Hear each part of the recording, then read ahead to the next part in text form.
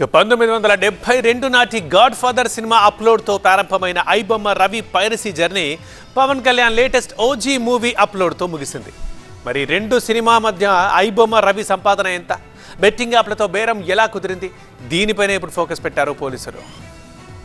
Court అనుమతితో ఐబొమ్మ రవిని కస్టడీలోకి తీసుకుని విచారిస్తున్న పోలీసులు అతని లావాదేవీలపై ఆరాధిస్తున్నారు. యూజర్ల డేటా స్టోర్ చేసిన డేటాబేస్ నుంచి వివరాల్ని రాబడుతున్నారు. ఐబొమ్మ సైట్ ద్వారా రవి ఇప్పటి వరకు 40 కోట్ల రూపాయలు సంపాదించినట్టు పోలీసులు గుర్తించారు. కోట్ల రూపాయల డబ్బు ఏం చేశాడు, ఎక్కడ దాచాడు అనే అంశాలపై ఆరాధిస్తున్నారు. ఐబొమ్మ సైట్ లో గాడ్ ఫాదర్ సినిమాను మొదట అప్లోడ్ చేశానని, ఓజీనే తాను పరిస్థితి చేసిన చివరి సినిమాని విచారణలో చెప్పాడు రవి. ఐబొమ్మ కేసులో ఇమంది రవిని గతంలో 5 రోజుల పాటు విచారించిన పోలీసులు పలు కీలక ఆధారాల్ని సేకరించారు. అయితే తన బ్యాంక్ ఖాతాలకు సంబంధించిన సమాచారం పూర్తి స్థాయిలో దొరకలేదని పోలీసులు భావించారు. ఈ నేపథ్యంలో తన్ని మరోసారి కస్టడీకి కోరారు. న్యాయస్థానం ఆదేశాల మేరకు రవిని చెంచల్గూడ జైలు నుంచి సైబర్ క్రైమ్ పోలీస్ స్టేషన్ కు తరలించారు. విచారణలో రవి నెట్వర్క్ పై సైబర్ క్రైమ్ పోలీసులు మరింత దృష్టి పెట్టారు. ఏంజెలా సర్వర్ లో మాస్క్ ఐపీలపై బెట్టింగ్ యాప్స్ నుంచి జరిగిన లావాదేవీలపై విచారిస్తున్నారు. బెట్టింగ్ యాప్ లావాదేవీలు డొమైన్స్ ఇన్వాయిస్ ల ఆధారంగా ప్రశ్నిస్తున్నారు. ఐబొమ్మ యాప్ లో బెట్టింగ్ యాప్ లను ప్రమోట్ చేయడం ద్వారా రవి భారీగా డబ్బులు సంపాదించినట్టు ఇప్పటికే పోలీసులు వెల్లడించారు. ఆ డబ్బుల్ని క్రిప్టో కరెన్సీ ద్వారా నిఖిల్ అనే తన స్నేహితునికి పంపినట్టు గుర్తించారు. రవిపై ఇతర సైబర్ క్రైమ్ పోలీస్ స్టేషన్లలో కూడా